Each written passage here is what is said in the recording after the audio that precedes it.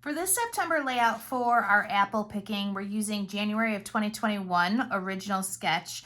I really love the funness of this. I think it's perfect for the apple picking. I adore these rings. Everybody knows me, knows I love circles and rings and things like that. So I just wanted a really fun layout. And when I was looking for a blueprint, I saw this and I thought, okay, that's great. I really can mimic the way this looks with the circles and the rings. At first, when I was doing this, I thought I would have pictures in these spots. So please feel free to, use this type of chipboard any way you want, but it would be great with some really cute little photos inside there. But not for this layout. I didn't end up doing that. So on here, your blueprint's going to be exactly as you see it here. You're doing all the lines, you're doing all the patterns, and you're putting it just like it is here, okay? And this is our big chippy, so let's go over the rest of the layout together. So I've got everything I need out for our apple picking layout. And it's quite a bit of stuff that we're going to be using in order to do all of this. So we're going to need our circle template, which is right here, and all of the circles are labeled. Remember, for our templates, anytime we're using them, we always are very consistent. We label the smallest to the biggest. So this has 9 circles on it. So the smallest circle is number 1, the biggest circle is number 9. In order to do these lines, dashes, and dots and the circles, we're going to need our ruler and our zig writer. Now, I have the Fire Red Kiss out. I also have the Lime Yellow Opal Polish. And then, of course, my Vintage Photo Dauber. I've got the sequins and my Nuvo glue to put those on also. So we're going to go through all that step by step, trying to help you know what to use, when to use it, and how we do it. Okay, and then the only other thing that I didn't talk about was this. We do have a die cut piece from our silhouette that we're going to be using on here for the apple picking. I love these big square trees that mimic the paper. I love when I get to mimic paper, and I'll just show you what I mean. The idea of making this tree came from PhotoPlay's original design with the squares on there already. So I just made that, and it's part of our finished layout. So let's set that aside because we don't really need to do anything about that. Just wanted to let you know it was in there. We're going to get rid of this and everything else. And I want to talk about your blueprint and how to do this part. So I know that it's about 2¼ inches from the bottom to this actual picture. Now, for what you should do is actually complete the layout with all the pattern papers on it, complete it with the photo mats on it. All of that should get done. And then you go back and you do your lines and your circles. But for the purposes of your guys' demo, I am just going to start it without it.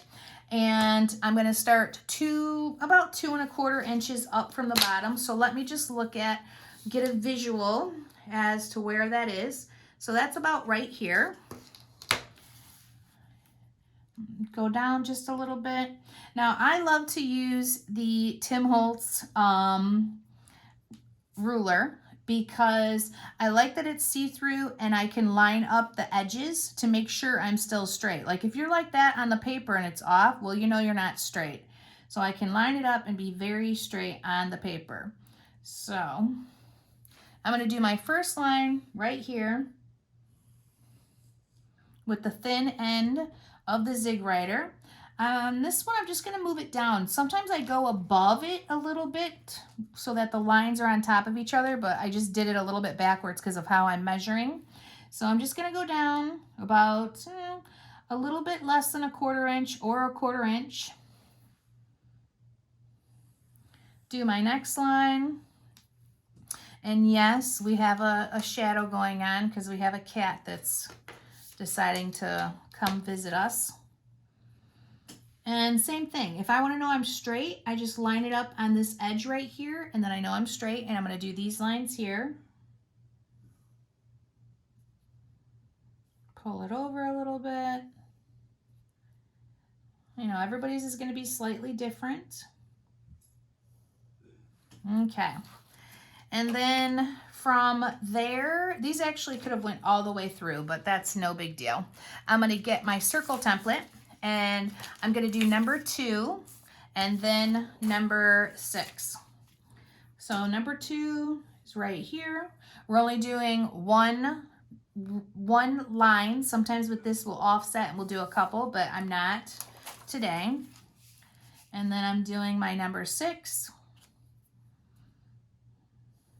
And I'm going to take it up far enough so that I want to just do the whole thing, just so I know that wherever the picture falls, it won't be a weird gap or whatever. And now let's talk about our dotting and our dashing. So I'm going to start with the circle. Whenever I do this, I do 2s, 3s, 1, and you definitely 5, sometimes 7.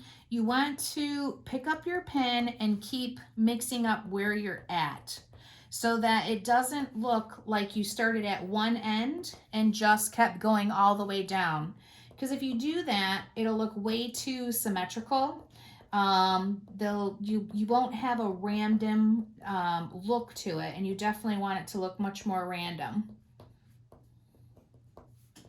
So just kind of, you know, keep picking up your zig writer, get your thin dots in there, and once you think you have enough, go ahead and do the fat side and start all over with the same thought process of being very random.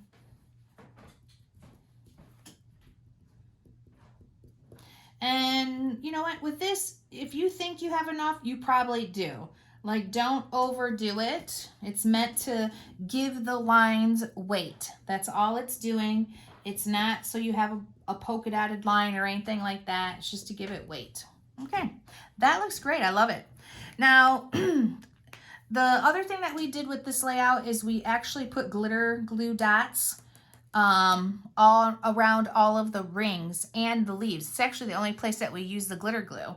So when you're doing yours, you're going to be using, let me see what color it is. It is going to be unicorn. I love unicorn. So you're going to dot this whole circle all the way around and the ones on the other page, and then you're only going to do the leaves that are pop dotted with my tree, okay? Let me set this aside. I just wanted to show our newbies that are with us how we kind of use our rulers, our zig writer, and our templates. And now we're going to get to the chipboard. So we've got 2 different pieces of chipboard that we're using. We have the rings, and then we have this. So everything on here, besides the word apple picking and these apples with the leaves, are brown. So let's just open some of this up, and I might cut it apart just so it might be easier for us. I like to just keep them in there if I can, if it'll fit back in. There we go. Because we're using quite a bit of these rings. Let me just check the positioning of the camera, see if I can get you guys closer. All right. I think that's good and I'm going to cut apart my chipboard. I don't normally do that until I'm done with it, but I want to do these in different colors. Different media, I guess, actually. So I want the words, besides apple picking, done in the vintage photo ink. Okay, that's good enough. So we're going to set those 2 pieces aside, and we're going to cover with our vintage photo ink all the words: Michigan, Fuji, delicious, green, yellow, crisp, honey crisp. Actually, those are my favorite apples. Yeah, I didn't realize other states, not very many of them, have cider mills. A good friend of mine moved to St. Louis a long time ago, and now she's back, thank God.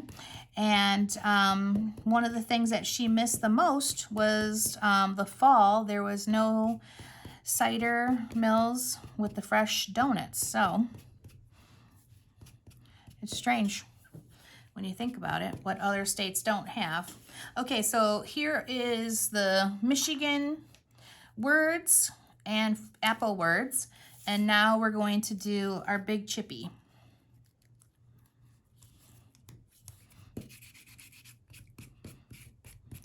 Now, I recommend using this sponge. These are pretty hardy chipboards. This one is, as long as you leave it intact together. But it's just so much faster when you use the sponge instead of doing, or the dabber instead of doing the actual sponge. Now, if you didn't get yourself a vintage photo dabber, we sell the empty containers of dabbers, and you can just fill it up with the spray. That's vintage photo. So if you didn't get one before they were discontinued, no big deal. You still can get what you need in order to do it the way I do. And if you have one of these, make sure you never throw this away, because this little top pops off and then we fill it up and we go right back at it with the dabber. And actually my sponge looks pretty good too. So as long as your sponge holds up, you can keep using this until it's no longer any good. All right, so that is it of this chipboard. We're actually doing nothing else with it besides putting it on our finished layout. And the same thing for the words. While I'm thinking about it, I like to teach you guys how to cut these apart so that you don't mangle my little tiny words. You know, that is pretty delicate and pretty darn small. So when you're doing this, I like to bend them apart so I can see. We never have anything attached at the top. It's always at the bottom. And you just keep cutting away until the word kind of falls out.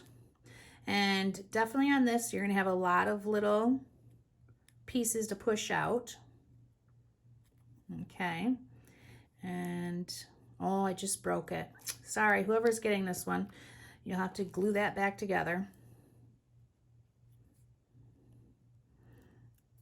Not that it's a big deal. Sometimes when they're really wet like that, you want to let them dry before you start doing this when they're so delicate, but I am always super impatient. So there is that, and you keep doing that until they just kind of fall out and then they fall apart.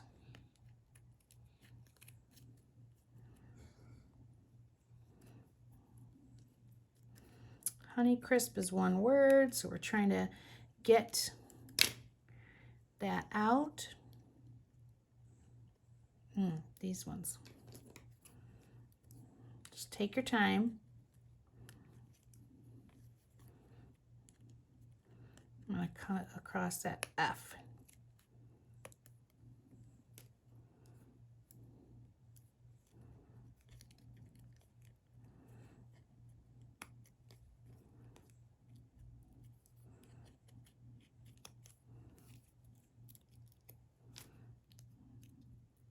And then it's connected here and there. So if they pop off, that's great, but don't force them.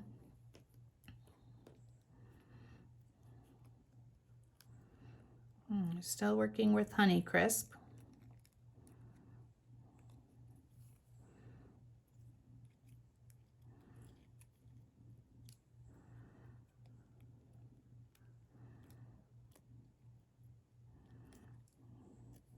Sometimes you just got to keep nipping away at it until it finally releases. Perfect.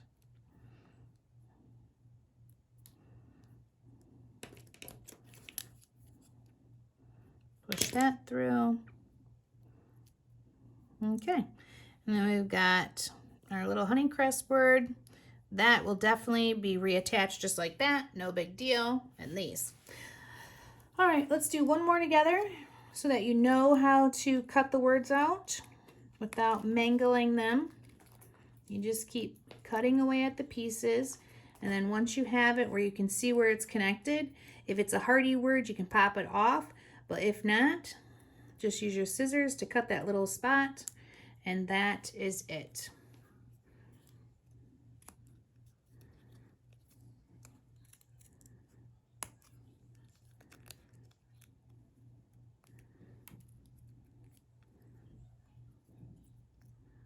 My G is pretty hardy, and so is the N. And there we go. All right. So let's set this aside so that I don't lose any of these pieces for someone. Somebody's going to get lucky enough to have part of this all done. Clean that off. And then on to this. So the apples, I could just push those through because they're super, you know, hardy piece of chipboard, very thick. Not thick, they're all the same thickness. That's not what I mean. Pretty solid anyways. So then we've got the apples, this, and the leaves. So the leaves are going to be covered with the citrus yellow lime opal polish, not citrus, gee whiz. When you're opening these, make sure that this lines up with the 4 notches. If it doesn't, it won't come off, and then it pops right off to the side. Oh, you can go ahead and open that up, and if that happens, just grab that and put it back. That stuff is like super sticky. Every once in a while I might have been doing that. So then I take my palette knife and hopefully push it back down, because that's a seal. You want to keep that in there, okay? All right. Let's load up our sponge with our palette knife. You know, generously load up the sponge, but make sure you pull every extra little bit off it, just like that. And then the only thing we're going to be doing on this one is the leaves. So let's bring them down. We're going to do our little twist. This is an opal. So sometimes if it's on like a black paper, it takes on a different color than it would on a white paper. That's what an opal does. We're going to do 3 coats.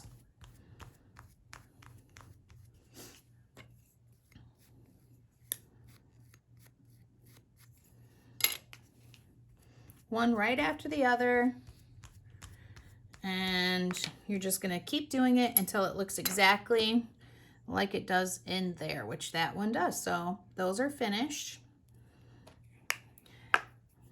Make sure you have your water out with your shot glass filled with water, not tequila, and you always add a little bit of water every time you open these.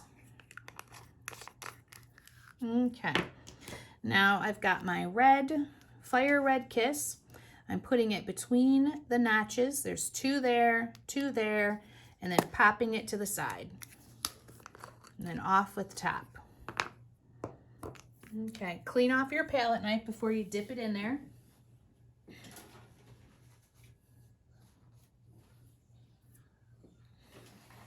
I just stuck my finger in orange from the one earlier, the pumpkin. Now we're going to load up the sponge.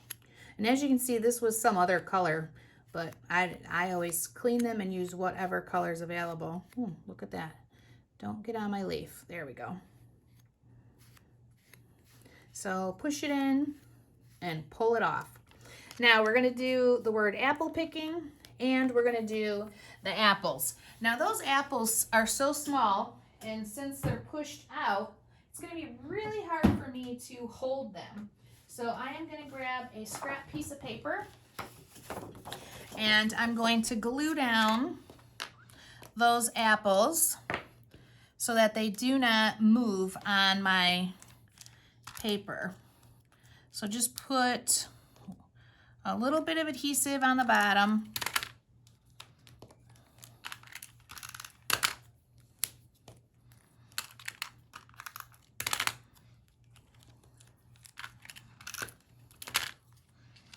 So that you can pull it off eventually. I'm going to do the same thing with the word apple. Why not? So I don't have to mess with it. This is kind of coming off. There we go. Let's slide it back in there so you guys can see. All right, I was loading this up, and I think I have it. And now I'm gonna start applying. First coat always looks awful, like this is never gonna turn out. And by your third coat, you're like, ooh, wow. But the fourth coat is even better.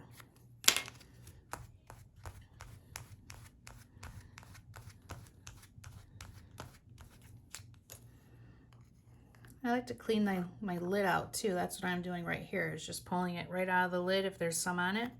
Why let that go to waste and dry up?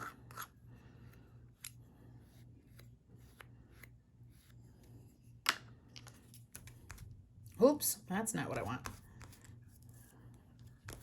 Maybe needed a little bit more adhesive on that one.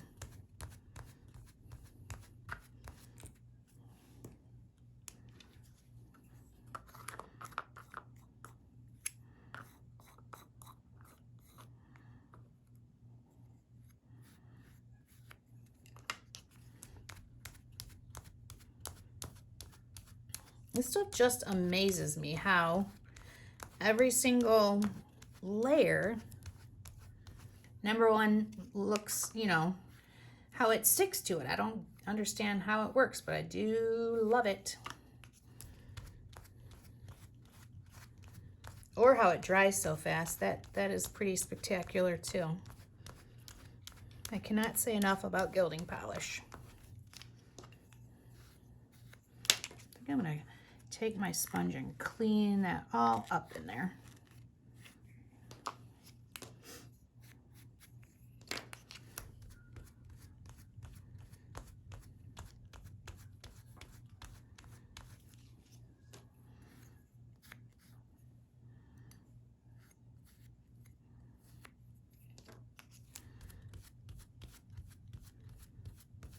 And on these ones, I'm not brushing back and forth. I'm doing a twist. Oh, that little guy is making me crazy.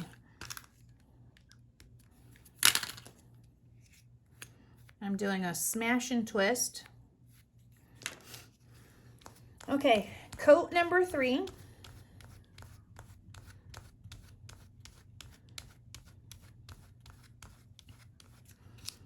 And this little part right here is pretty delicate, so make sure you leave it in the bigger chipboard part that I'm doing.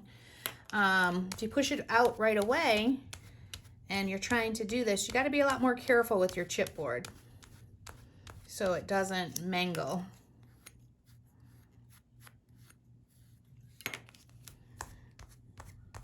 All right, this is coat number 3, so one more to go.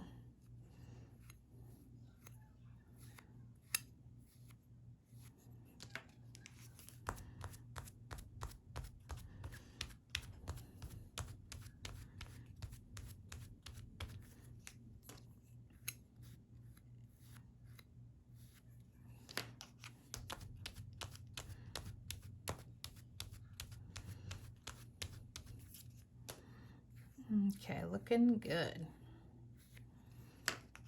Make sure you keep applying the gilding polish until it looks exactly like it does in the pod. And don't forget to keep loading up your sponge because it needs that.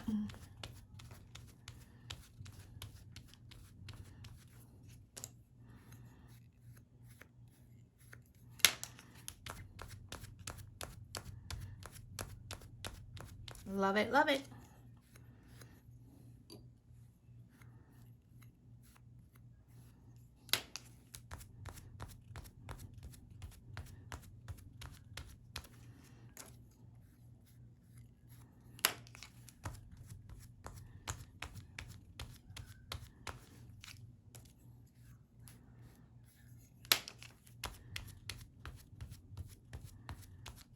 Okay guys, that is it for those. They look pretty good. I'm happy with them. So let's go ahead and grab the Fire Red Kiss and make sure you put some water in there. This is I don't know if that's a new one or not. I thought I ran out of that one before, but we'll see. Clean up your sponges And while you're cleaning up your sponges, give this a second to dry, and then you can start, cutting away at it. But we are doing videos in real time, so I do not have a second to let it dry. And remember, I glued it down to this page, so now I'm just gently picking it up, and I'm going to start pushing away at all the pieces that I don't want to see. So I'm getting rid of all these negative pieces. I'm cutting away at the chip.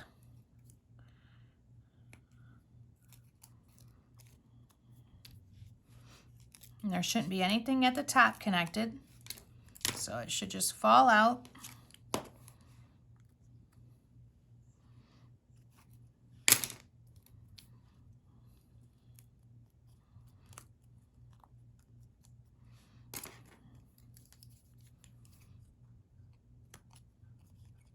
And if it's not falling out, just give it a little nip here and there, and I promise it will.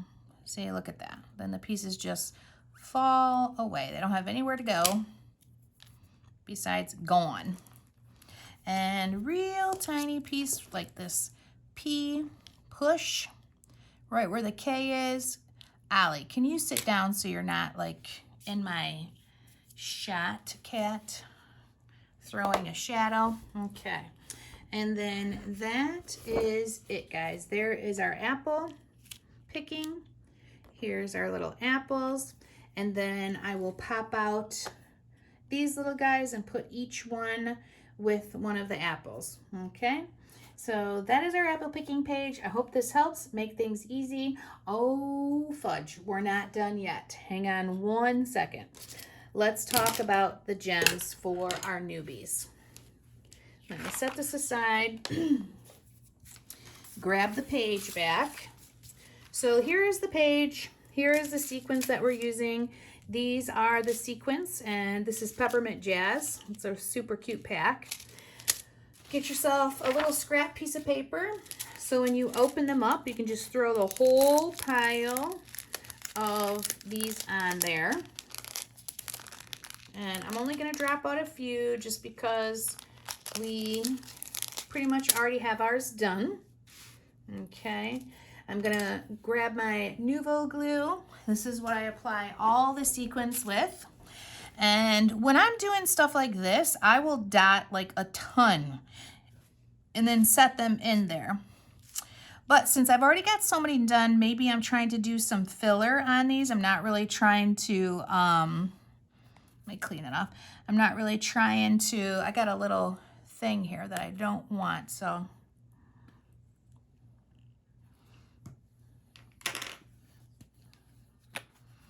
Okay, there we go. So I'm just gonna put a few little dots on the chipboard so that you guys see, and I'll do a couple kind of right in here that are kind of like holes. So those are pretty big bumps, full of adhesive. Grab your dirty pair of scissors that's a little sticky that you use just for this, and then as you're going along, you just go ahead, pick up those gems, oh, not like that, and set them right on top of those little drops of adhesive that you had. Okay. And sometimes when it attaches, it's like that. There we go.